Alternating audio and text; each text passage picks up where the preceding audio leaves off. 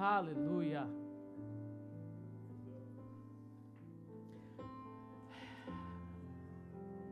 Evangelho de João, capítulo 4.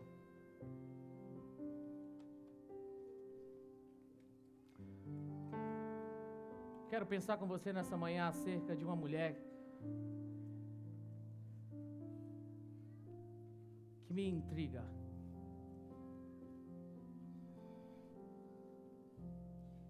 A famosa mulher samaritana.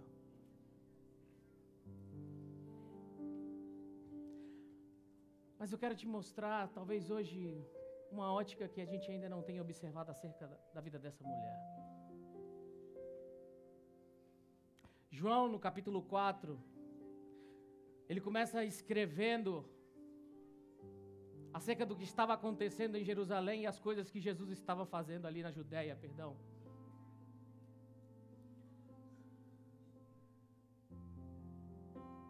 As ações de Jesus naquele lugar estava começando a incomodar os líderes daquela região da Judéia. Na verdade, Jesus incomoda muita gente. Mas eles estavam preocupados, porque o número na qual Jesus estava batizando, aliás, os discípulos dele estavam batizando, era muito maior do que os de João, os que João já havia batizado. Sabe o que isso significa para os líderes daquela época? O nosso hall de membros está caindo. Estamos perdendo membros. Sabe o que isso implica? As ofertas vão diminuir, a gente precisa fazer alguma coisa, porque você sabe muito bem o que acontecia nas sinagogas. Você sabe muito bem que Jesus entra um dia e percebe a comercialização que havia dentro do templo. Se as pessoas estão saindo e se convertendo a uma outra coisa que não a nossa religião, a gente precisa fazer alguma coisa. Isso estava incomodando. Talvez se Jesus estivesse aqui andando nessa terra no dia de hoje, ele estaria incomodando muita gente. Teria muito lugar que fechariam as portas, e é por isso que Apocalipse diz que eis que estou à porta e bato. Jesus está falando para a igreja. Ele está do lado de fora. E Jesus percebe que ele está sendo incômodo. Ele sai dali.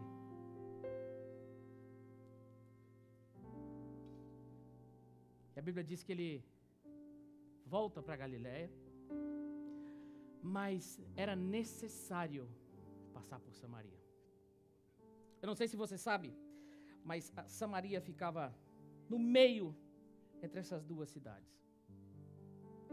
Normalmente o judeu, quando ele ia fazer essa viagem, ele passava por fora de Samaria, teria que cruzar o rio para passar para esse lado, caminharia e teria que cruzar novamente para chegar até a Galiléia.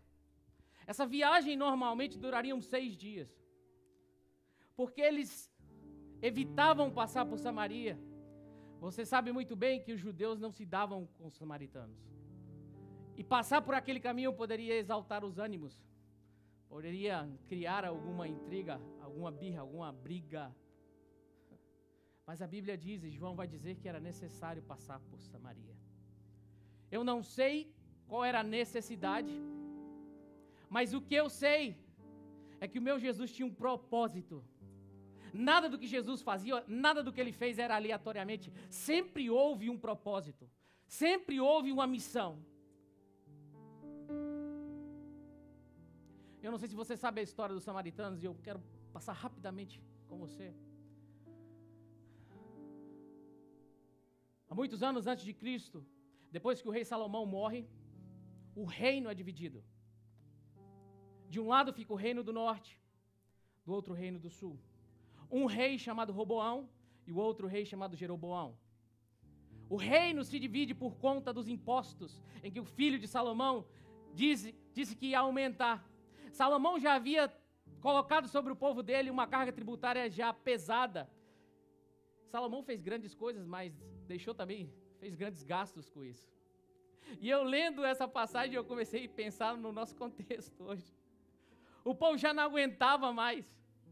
Então a esperança deles era que o filho dele, quando assumisse o trono, aliviasse para aquele povo. Mas maus conselhos que chegaram até aquele rei fizeram com que ele fizesse o contrário. Vocês acham que aquilo que meu pai tem colocado sobre vocês hoje está pesado? Pois eu vou intensificar essas coisas. E por conta disso, a Bíblia diz que o reino se divide.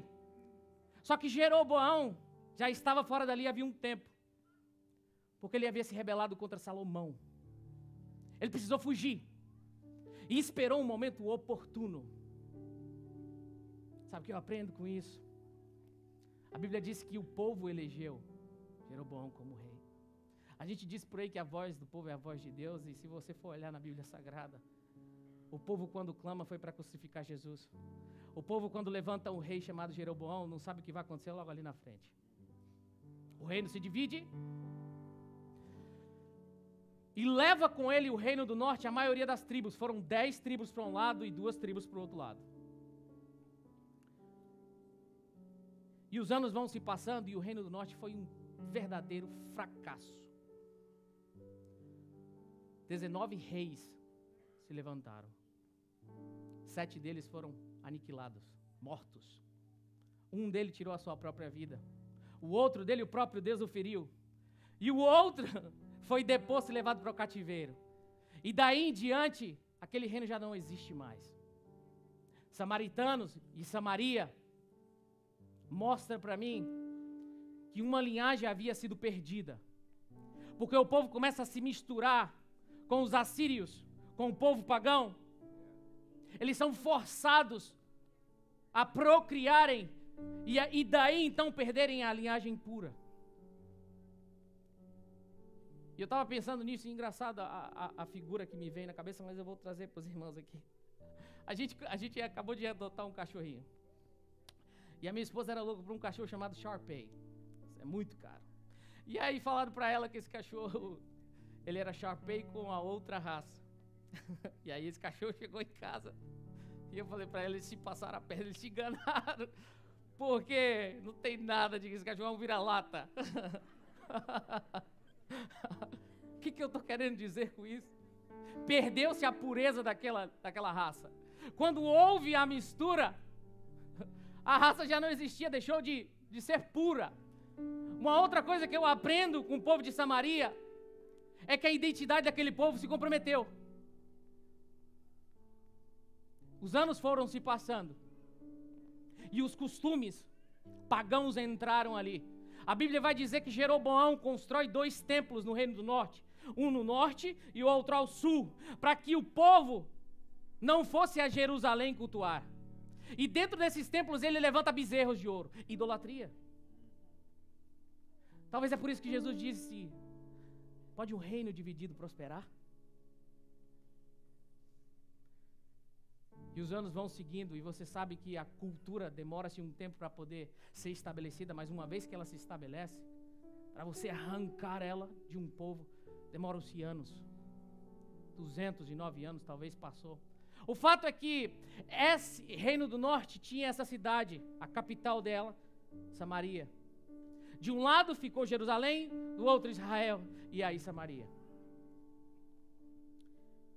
Mas Jesus disse que era necessário passar por ali. Abra sua Bíblia comigo, vamos ler.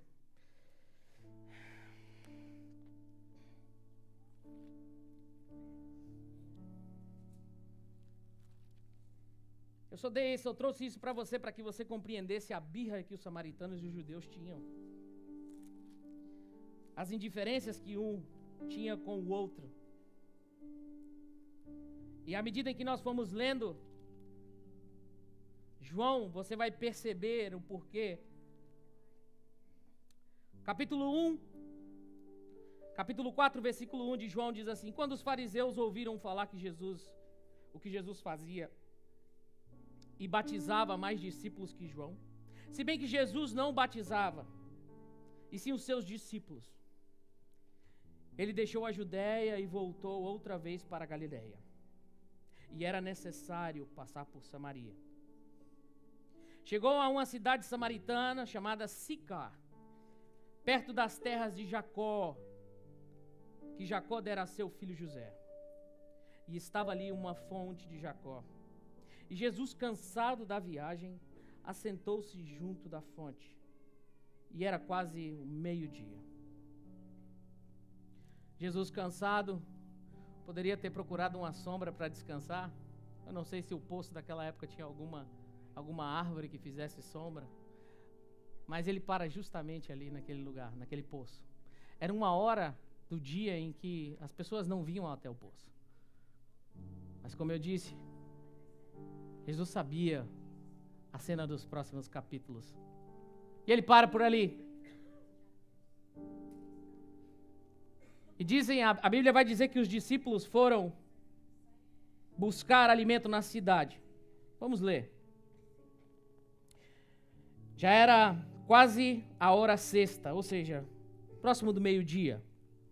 Vindo uma mulher samaritana tirar água, Jesus lhe disse: dai-me de beber. Fecha sua Bíblia aí. E deixa eu contar para você o restante dessa história.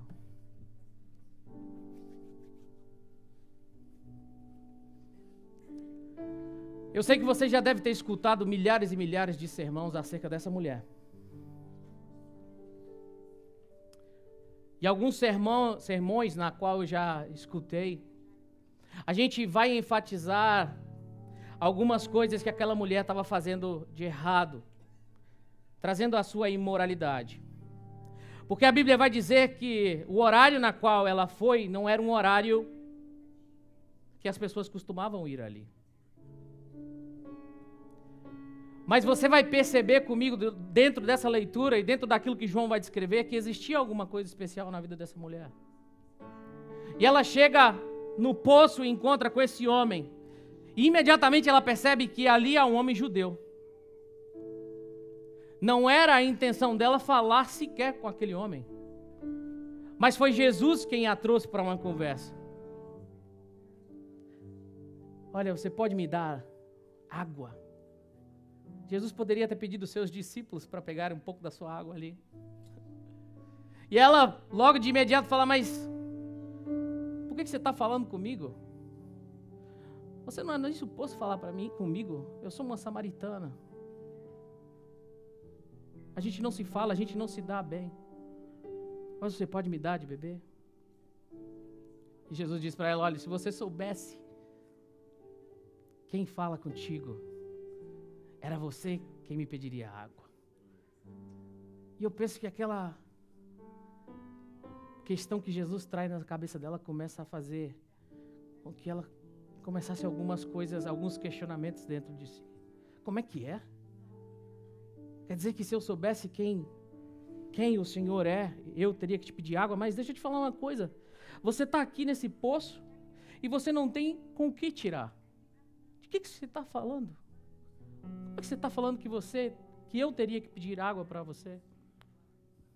Jesus vai dizer: olha, se você conhecesse o dom de Deus. E olha, tem mais. A água que eu poderia te dar é uma água que você não teria mais sede. E a gente percebe que essa mulher começa a ficar interessada na conversa de Jesus.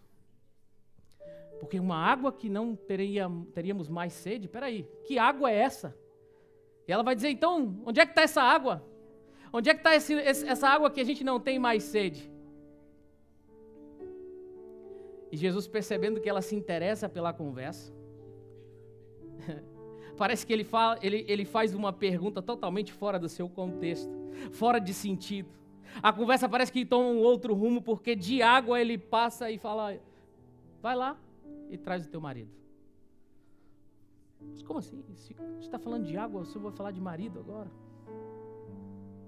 O que me faz e o que me mostra é que talvez a razão daquela moça por estar ali não era simplesmente o fato de água, de encher o seu balde. E aí ela diz: olha, Senhor, eu não tenho marido. É verdade. Você não tem marido. Você já teve 5 maridos. E o que você tem agora não é seu.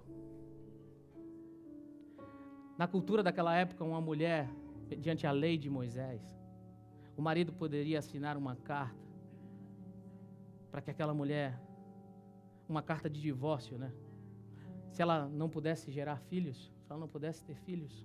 Ou quem sabe o marido daquela mulher havia morrido e ela estaria novamente com o outro. O fato é que aquela mulher já havia passado por 5 relacionamentos. Na história vai dizer que existia uma mulher também chamada Sara que já havia tido 9 maridos, pastor. Então imagina uma mulher que passa por 5 casamentos e agora está com alguém que não é o seu marido. Ou seja, a primeira coisa que me mostra é que aquela mulher tinha necessidade de estar com alguém. A segunda coisa é que ela dependia de alguém. Porque uma mulher que era solteira e não possuía filhos, qual era? O que ela podia conseguir naquela sociedade? A gente vê a viúva que perde o seu filho e está à beira de ir para uma sarjeta e uma mulher solteira. Mas ela passa por 5 relacionamentos. Quem sabe aquele dia foi um dia em que aquela mulher saiu de casa com uma crise existencial. Não sei.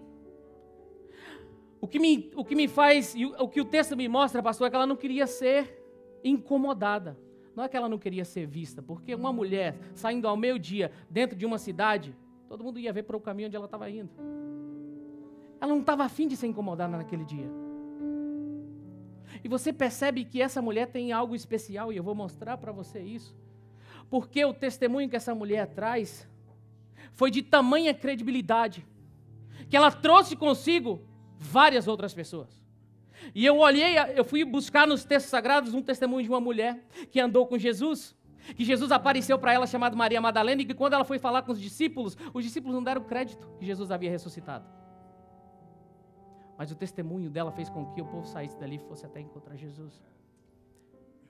Se ela fosse uma mulher imoral, uma mulher adúltera, mediante a lei de Moisés, ela teria que estar morta. Ela não teria credibilidade diante de uma sociedade. Ah, mas pastor, ela estava vivendo num tempo pagão, no meio de um povo pagão. Mas a palavra samaritano significa os guardiões da lei. Então eles conheciam a lei de Moisés. Eu não sei o que aquela mulher tinha, mas o que eu sei é que fez com que Jesus, ao invés de passar aos arredores de Samaria, entrasse naquela cidade para encontrar com aquela mulher ao meio-dia, numa hora que não era comum. Mas ali estava começando um apontamento. E aí ela percebe que está diante de um profeta. Ela fala: olha, eu vejo que o Senhor é profeta. E novamente a conversa toma um outro rumo. Porque ela começa a falar agora de adoração e de lugar onde adorar. Olha, vocês judeus falam que vocês devem adorar lá. Nós falamos que é aqui. Mas onde é que nós devemos adorar? Ela começa a pôr as questões para fora. Ela já viu que não teria como esconder um fato. Aquele homem simplesmente trouxe algo que ela vivia. Um homem que ela nunca viu disse que ela tinha um marido que não era dela, então esse homem é um profeta. Eu vejo que você é um profeta. Então me diz uma coisa, eu tenho uma dúvida. Vocês falam que o certo é adorar lá em Jerusalém, nós achamos que é aqui. Jesus fala: olha, não é lá e nem aqui. Não é no espaço geográfico. A adoração, ela transcende. Vai chegar uma hora, e já chegou, em que os verdadeiros adoradores adorarão em espírito e em verdade. Existem 2 elementos fundamentais para que a nossa adoração seja verdadeira diante desse texto: espírito e em verdade. Sem esses 2 elementos, a nossa adoração não é uma adoração que expressa a verdade. Não era o lugar, mas é a verdade em que eu chego diante de Deus. Não é a carne, mas é em espírito. Somente conseguem adorar a Deus, somente conseguimos adorar a Jesus quando o Espírito Santo vem em nós, vem habitar em nós. A Bíblia diz que João Batista vem e batiza para arrependimento de pecados, mas Jesus vem e os batiza com o Espírito Santo. Nós não conseguimos adorar a Jesus se não estivermos com o Espírito da verdade em nós. E a Bíblia diz que o Espírito da verdade vos convenceria de todas as coisas. É o Espírito quem convence o homem do pecado. precisamos ter a verdade e o Espírito. E era como se Jesus estivesse falando para aquela mulher: olha, senhora, vai chegar a hora. Mas peraí, já chegou. Agora é a hora. Este é o lugar. Você está aqui por um propósito. Você está perguntando sobre adoração, mas primeiro você tem que receber o Espírito da verdade. E ela diz, ela continua a narrativa dela e ela fala: olha, eu sei, o Messias ele vai vir. E quando ele vir, ele vai nos ensinar todas essas coisas. Jesus fala: prazer, Messias. Olha, eu não estou entendendo muita coisa agora, mas vai chegar um tempo em que eu vou começar a entender as coisas. Prazer, chegou a hora de você começar a entender. E aí é o que me chama a atenção, porque aquela mulher vem consigo, trazendo o seu balde ao meio-dia, para retirar a água do poço.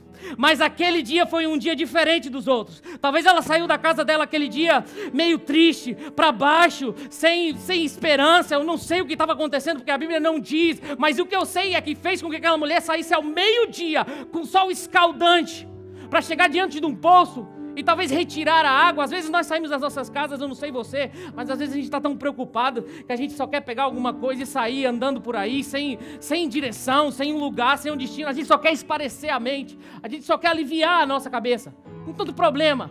Talvez foi essa a situação daquela mulher. Pegou um balde e eu vou direto no poço, eu vou caminhar aqui, olha, deixa eu esparecer a minha cabeça. O que ela não sabia é quem estava lá no poço para encontrar com ela. E ela chega com aquele balde para tirar a água, começa-se uma conversa acerca de retirar a água, mas quando o Filho do Homem se revela para aquela mulher, a primeira coisa que fica diante do poço é o balde. Depois que Jesus se revela para ela e diz: olha, você está diante do Messias, cadê a preocupação daquela mulher de levar a água de volta? Quando ela começa a perceber que existe uma água que fará com que aquela mulher não tenha mais sede, que existe uma água, uma fonte que vai começar a jorrar, aliás, já começou a jorrar desde os primeiros minutos que ela estava de frente com Jesus. Sabe por que eu digo isso, querido? Porque ela não se conteve em ficar ali naquele lugar. Ela deixou o balde e falou: eu preciso chamar aquele povo para ouvir o que esse homem de Deus está fazendo. Eu preciso ir lá. A fonte de água viva imediatamente começa a jorrar na vida daquela mulher, a ponto dela dizer: olha, vem vocês aqui, ó, vem pra cá, eu encontrei alguém, será que não é o Cristo que a gente está esperando? Vamos lá, ele me falou tudo que eu tinha feito, ele abriu o jogo para mim, ele mostrou a minha história, abriu o livro da minha vida, vamos lá. A Bíblia vai dizer para nós que o que eles estavam fazendo, eles pararam de fazer, e simplesmente, devido ao testemunho daquela mulher, eles chegaram diante de Jesus.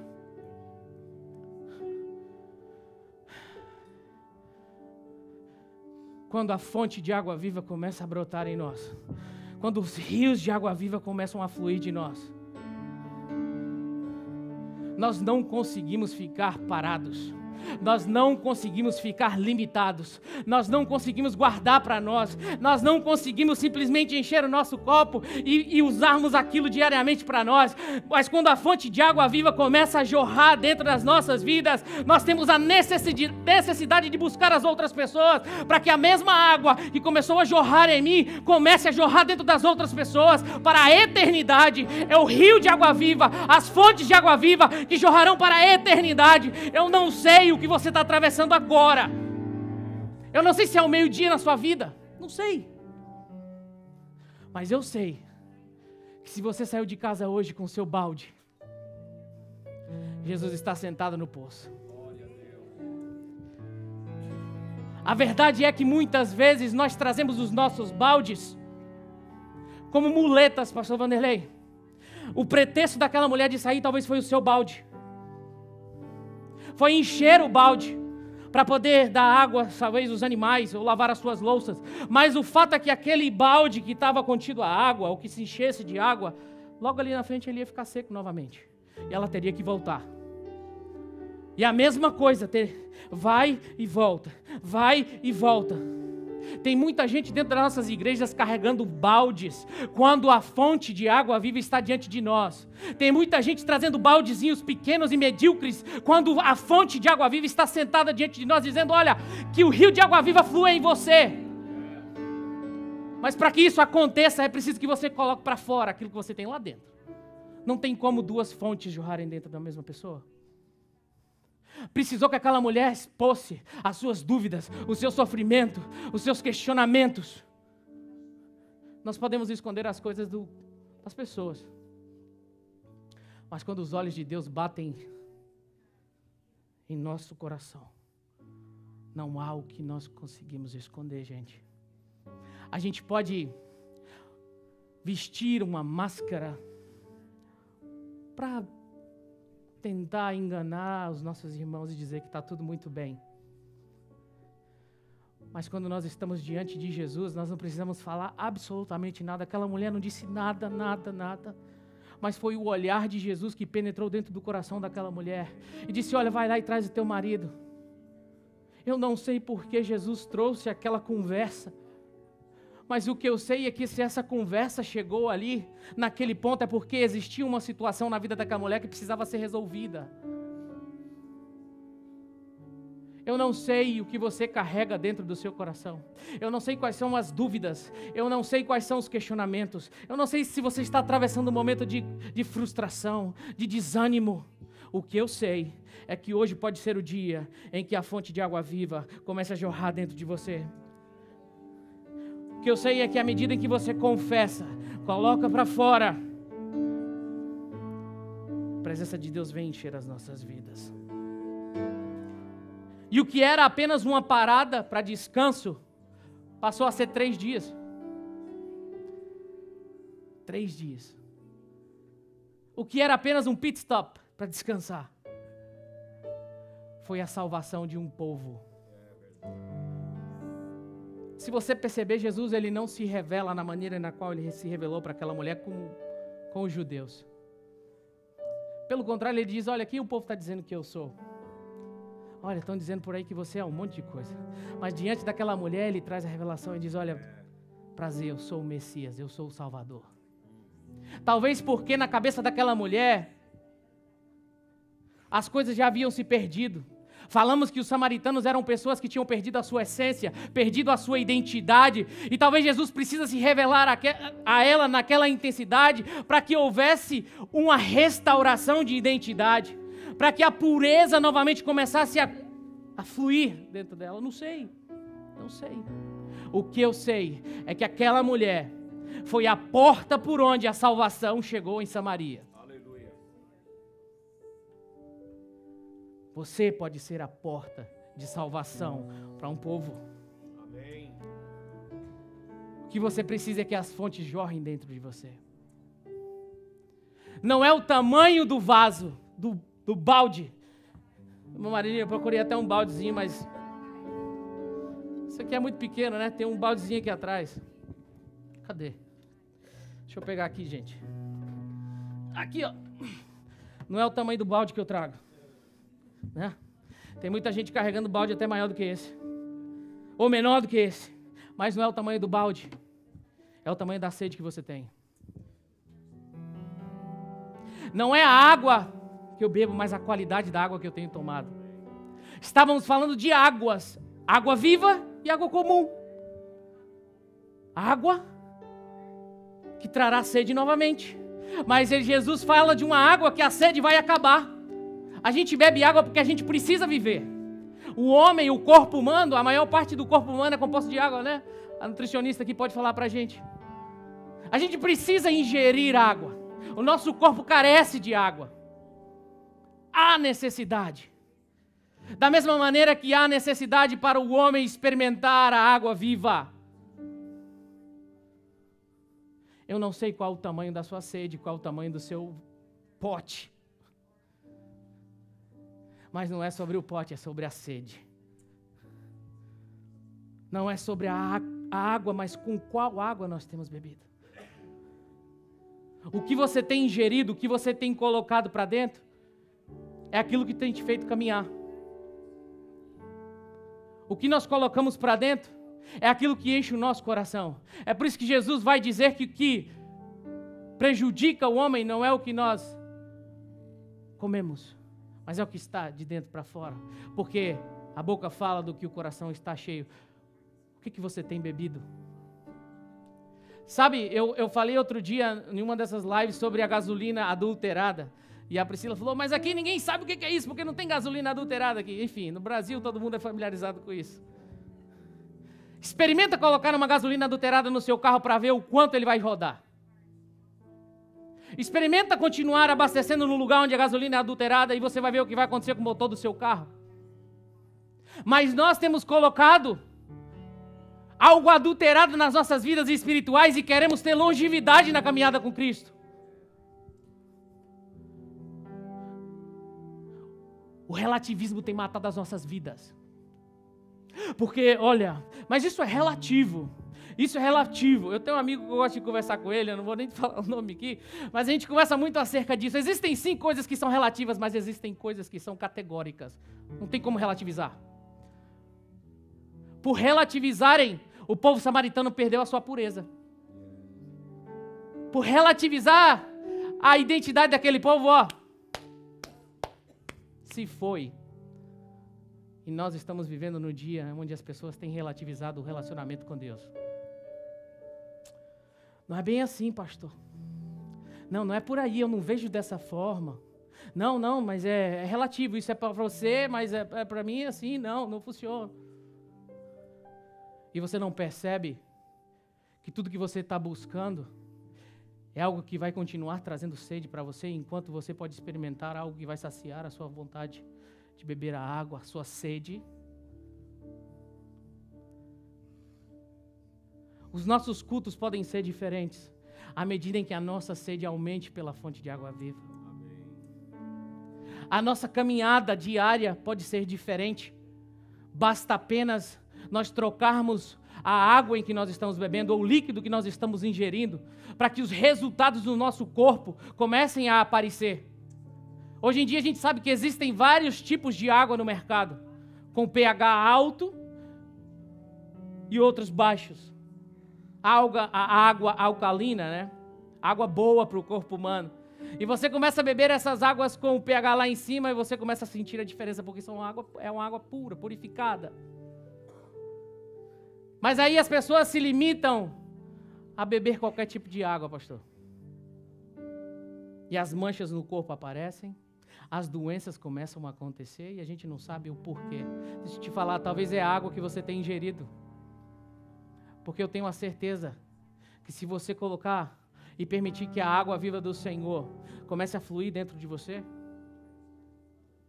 a purificação ela vai acontecer todos os dias. O problema é que nós temos alimentado aquilo que nos dá prazer. E nem sempre o que te dá prazer te leva para perto do Pai. Esse é o dia em que as nossas muletas, os nossos baldes podem ficar diante do poço e nós podemos voltar para as nossas casas com a fonte de água viva jorrando em nós. É a sua escolha. É a sua escolha.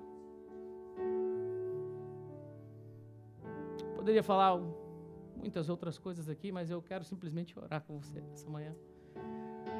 Fique de pé aí onde você está. Vamos orar.